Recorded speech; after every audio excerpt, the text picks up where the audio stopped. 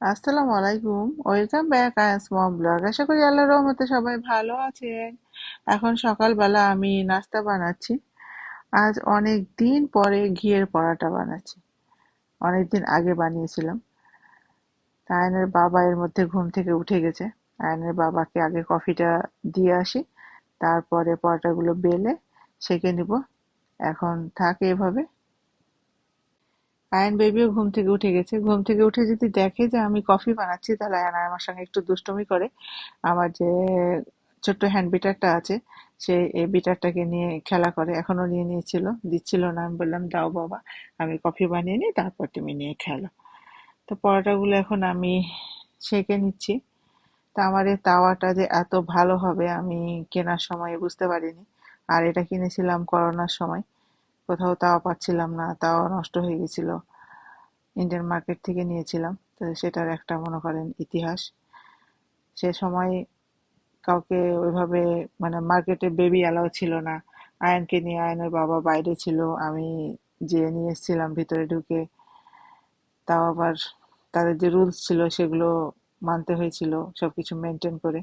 তা আমি যখনই পরোটা বা রুটি বানাই, যখন এভাবে ফুলে না, আমার খুব আনন্দ হয়। তো এখন আমরা নাস্তাটা করব। কালকে হালুয়া বানিয়েছিলাম, সেটা আছে। কলিজা ভুনা করেছিলাম। আয়ন বেবি গরমে না খালি গায়ে হয়ে গেছে। আর ছুটির দিন ছাড়া না এভাবে নাস্তা করাও হয় না। আজকে হচ্ছে পাবলিক হলিডে, বুদ্ধদেবের কি জানি একটা আছে।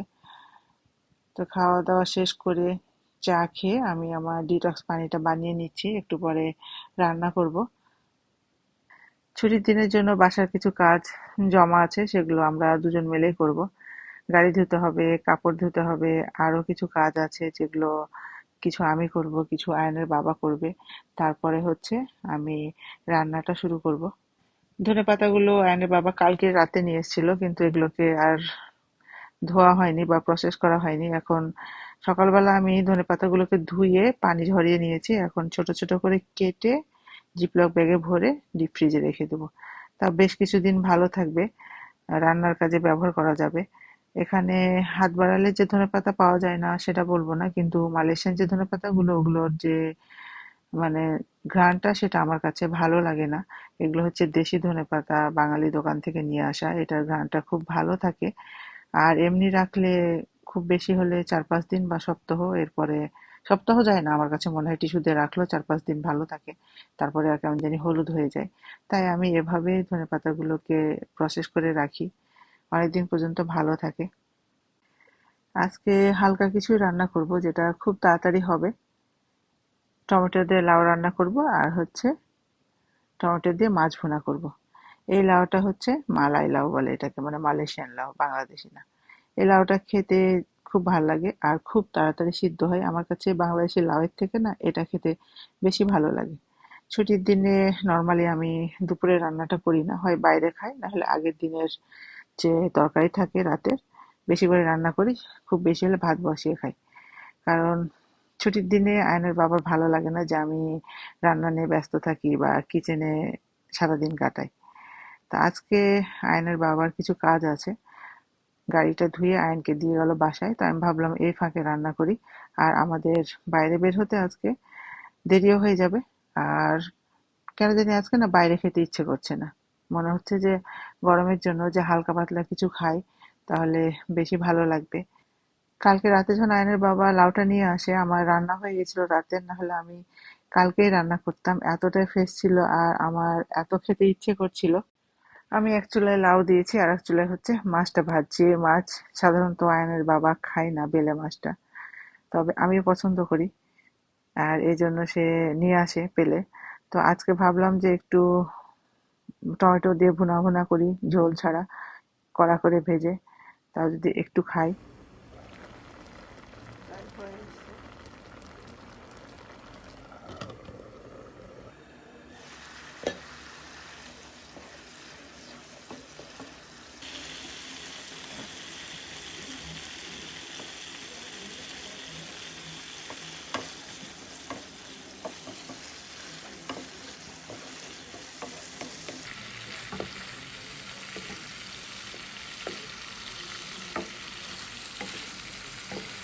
রাখি বেলে মাছের, খাবেই না।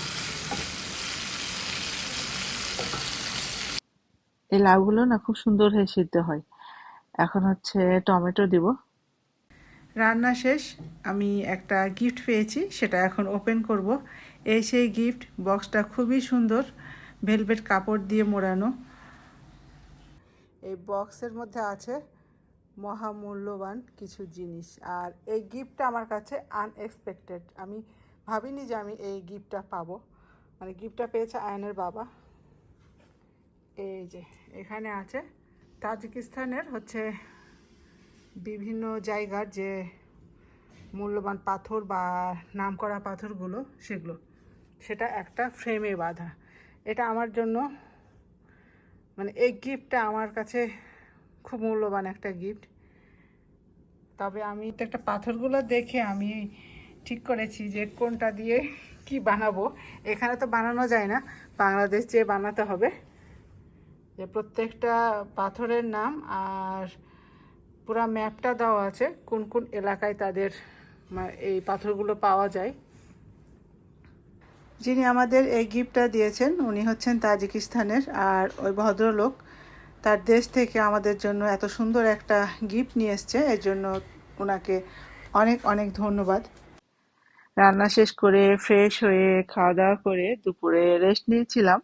এখন বিকালবেলা আমরা এসেছি হচ্ছে টি লাইভে।